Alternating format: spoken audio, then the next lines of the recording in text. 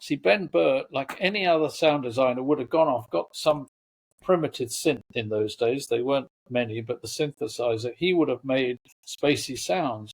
What did Ben do? He went to the zoo. He recorded walruses and lions and bears. He recorded. So in his little apartment, he had a cathode ray television, and the microphone, when he walked across, shorted out. Anyone would have said, get rid of that. He said, that's an interesting sound. That sound and the projector hum is what made the lightsaber.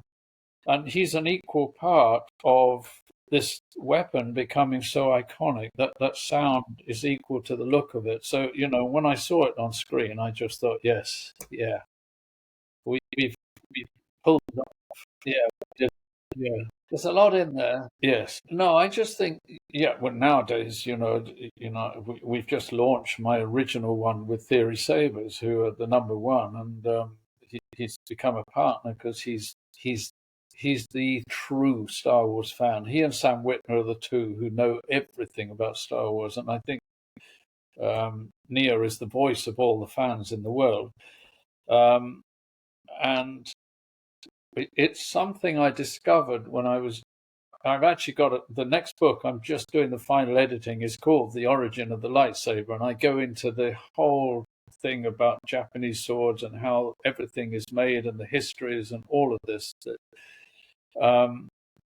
What to me is, I just think it's wonderful that instead of just going to a shop and buying a toy, fans all over the world go out, they find what I used, they try to buy original parts, they're too expensive or they can't find them, but they're making their own stuff. They're all doing things, talent that they never knew they would have without this. And this is unique. There's no other film is doing this. So I think it's wonderful. And now, you know, the lightsabers, like the one I did with Nia, there's my original lightsaber with blades that light up. You can fight with them. They don't break. It's got sounds and lights, and they're working lightsabers. It's brilliant.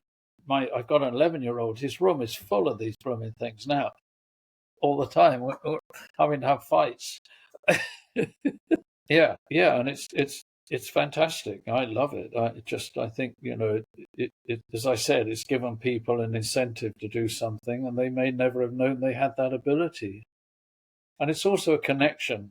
Having your own version of this is a connection into the Star Wars world, and that's very important too. Yeah, I've lot.